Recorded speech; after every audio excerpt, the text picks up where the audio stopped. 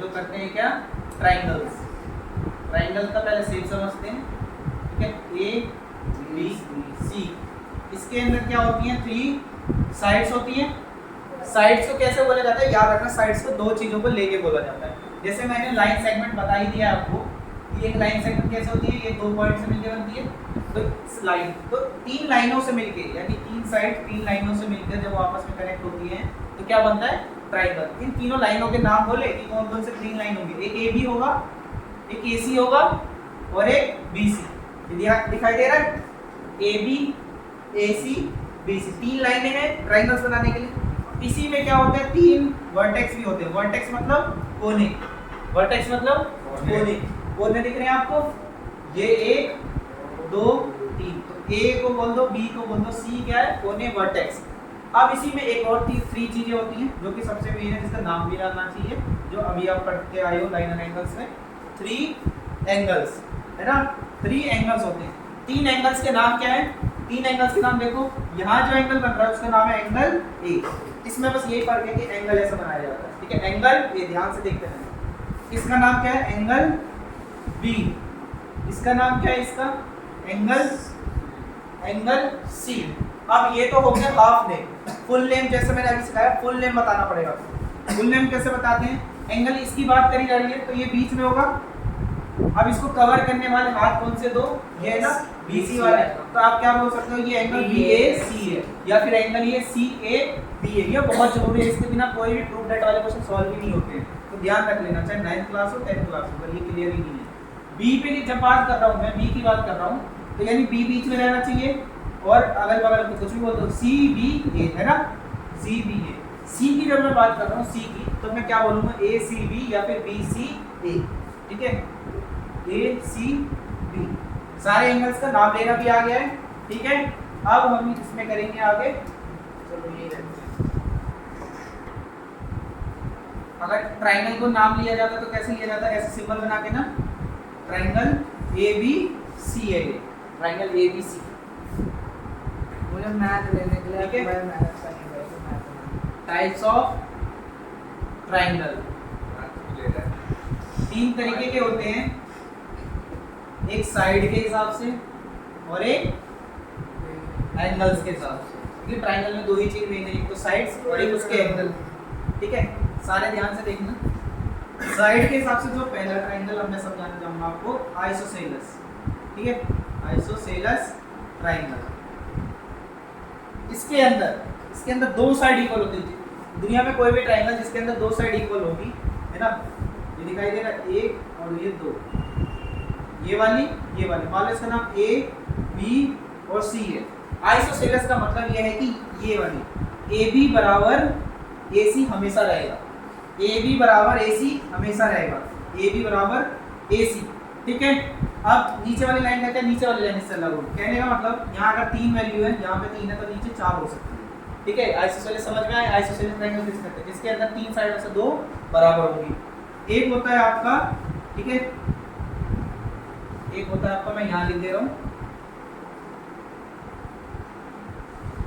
Equilateral triangle. नाम से पता लग रहा है इसका क्या मतलब होगा कि सब इक्वल, ये भी और ये भी। मान लो 3 अगर इसे लिखने प्रेजेंट करूँ तो मैं ऐसे करूँगा, कुछ AB बराबर है AC के बराबर है BC के, है ना। ऐसे ही मैथ्स में लिखा जाता है जब आप प्रूफ डेट वाले क्वेश्चन करते हैं, तो ध्यान रखना। लास्ट अभी हम साइड के हिसाब से बात करें, एंगल के हिसाब से भी आएंगे, ठीक है। लास्ट ट्राइंगल कौन सा है, जिसमें कुछ भी इक्वल नहीं होगा। एक में 2 इक्वल है, एक में 3 इक्वल है, एक में कुछ भी इक्वल नहीं है, उसे बोलते हैं स्केलेन ट्राइंगल, ठीक है, स्केलेन ट्राइंगल।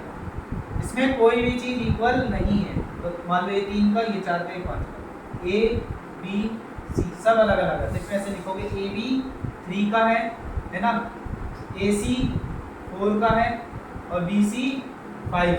सेंटीमीटर मीटर जो भी आता रहेगा हम करते जाएंगे, ज्यादातर सेंटीमीटर में चीजें होती है। डन। एंगल के हिसाब से भी 3 तरीके के ट्राइंगल होते हैं। सबसे पहला बताओ, एक्यूट एंगल ट्राइंगल, दूसरा नहीं, राइट एंगल ट्राइंगल, इसमें 3 ही कैटेगरी होती है, वो 6 मैंने पढ़ाए थे, उसके अलावा 3 ही होती है।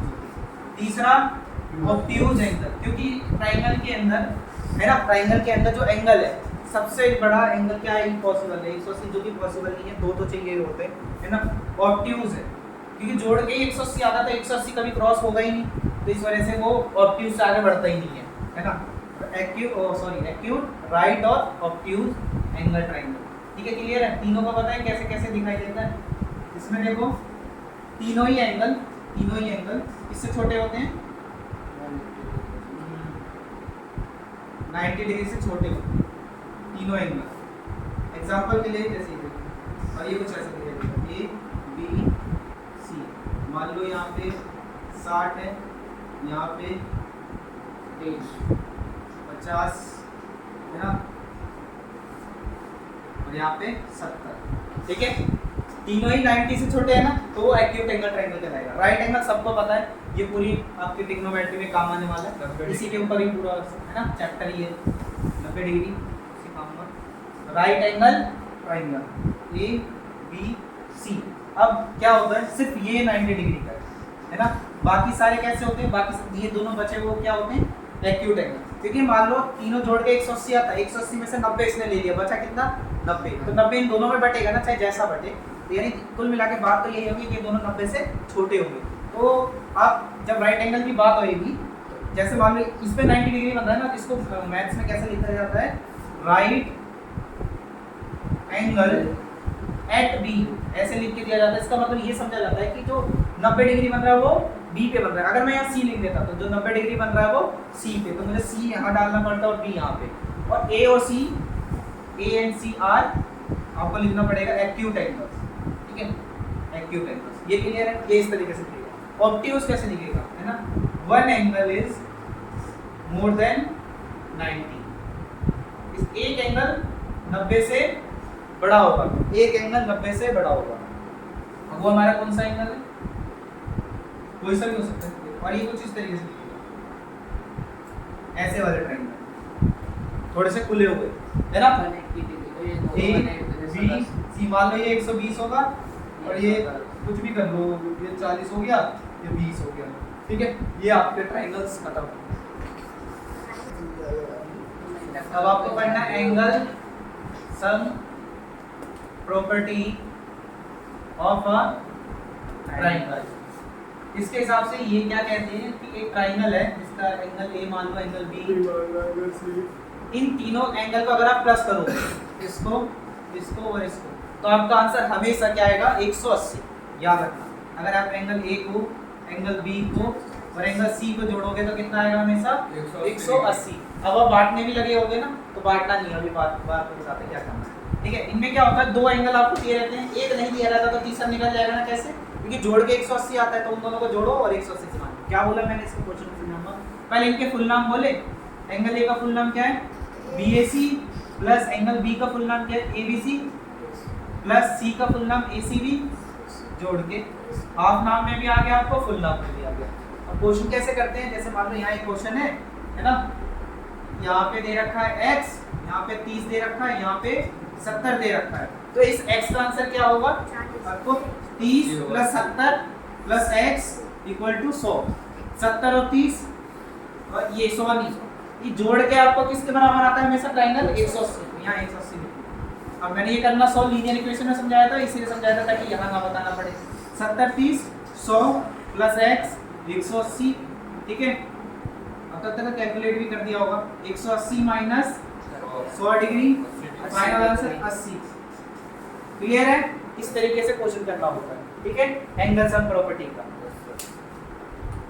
और अगर मान लो किसी ने बोल दिया ये तीनों एंगल बराबर हो, है ना, ये तीनों एंगल बराबर हो, तब कितना होगा, मान लो ट्रायंगल है उसके अंदर तीनों एंगल बराबर है, तो हर एक पे कितना एंगल है, हर एक पे, हाँ अपना नहीं, हर एक पे 90 डिग्री कैसे हुआ, टोटली 180 है, तो हर एक पे कितना बैठा, 60 है ना, 60 करके तीनों पे बैठ जाएगा, 60 और 60 जोड़ के 180 आ रहा है, यानी एंगल सम प्रॉपर्टी भी लग रहा है और हमें पता लग गया तीनों एंगल इक्वल ही है, ठीक है, नोट डाउन करो एंगल सम।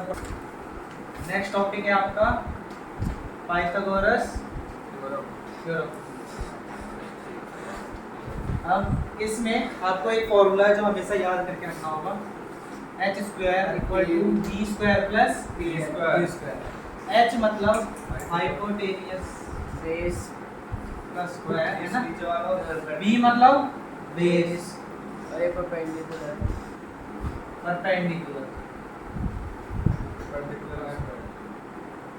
जो इधर बी सी डी। ठीक है।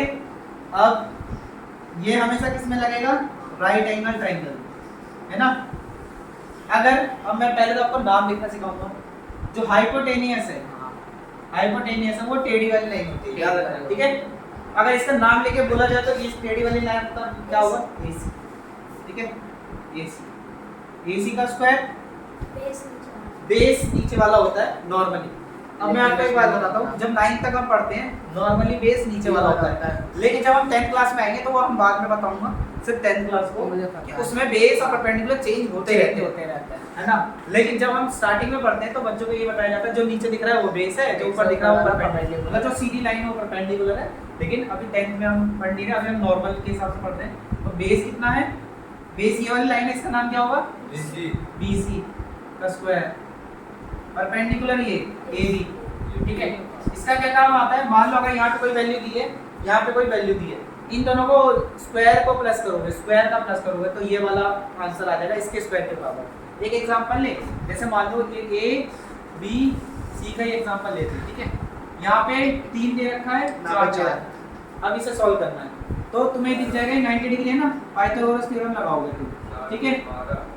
फिर उसके बाद एक लाइन ये लिखी, अब तुम नेम में लिखोगे, याद रखना नेम में लिखना बहुत जरूरी है। पहले तो ये फॉर्मूला है, ये क्या है, मेन फॉर्मूला जो हमेशा याद होना चाहिए। अब h की जगह कौन सी लाइन आएगी, AC, ठीक है। अब मैं इसको थोड़ा चेंज कर देता हूँ, x y z कर लेता हूँ ना, x y z कुछ भी वो दे सकते हैं, p q r। तो h की जगह xz आएगा, xz का स्क्वायर, b की जगह पे क्या आएगा 5 yz, p की जगह पे क्या आएगा xy, p की जगह पे x y। जो जो दिया रहता है ना, ठीक है, जो जो दिया रहता है उसको पुट कर देते हैं। yz आपको दिया हुआ है, yz पे आगे कुछ नंबर दिया हुआ है ना, या तो बना के देते हैं, नहीं बना के देते तो लिख के देते हैं क्वेश्चन में। तो ये yz आपका 4 है, तो 4 का स्क्वायर करना है। xy आपको दे रखा है 3 का स्क्वायर करना है। xz दे रखा है नहीं, वो तो निकालना है, तो कैसे निकलेगा देख लो। 4 का स्क्वायर कितना होता है 16, 3 का 9, 16 9 25 का स्क्वायर और 25। अब जब ये स्क्वायर से हटता है, मतलब अगर इसे हटाना है यहाँ से उधर भेजना है, तो हमेशा याद रखना ये ऐसे में बदल जाता है, इस रूट में बदल जाता है। और रूट का मतलब ये है कि 25 ऐसा कौन सा नंबर जिसको सेम नंबर 2 बार मल्टीप्लाई करके मिलता है, 25 कौन से नंबर को मल्टीप्लाई करके मिलता है 5 को, 5 5 का 25 है ना। तो ऐसा नंबर सोचना है स्क्वायर, स्क्वायर नंबर सोचना। तो 5 5 का 25 कैसे आए, इससे 5 बनाएंगे, क्योंकि 5 × 5 क्या होता है 25 होता है। ये नंबर याद होना चाहिए वरना कुछ समझ नहीं आता है। अगर आपको नंबर याद है 30 40 तक तो आपको सब कुछ समझ में आता है वो क्या है। पहले आपने इसका स्क्वायर किया, मतलब 4 4 जा 16, 3 से ये 9 कैसे हुआ, यानी कि 3 3 जा 9। अब ये 25 उल्टा चलाना है, 25 किस नंबर को सेम मल्टीप्लाई करके बनता है वो 5 है ना, 5 5 जा 25। जब ऐसा सिंबल हो तो उल्टा चलाना है, और जब ऐसा सिंबल हो तो सीधा जाना है, आगे जाना है, आंसर बड़ा आएगा। ऐसा सिंबल हो मतलब ऐसा सिंबल हो तो आंसर इससे छोटा आएगा, ठीक है। क्लियर है? Yes sir.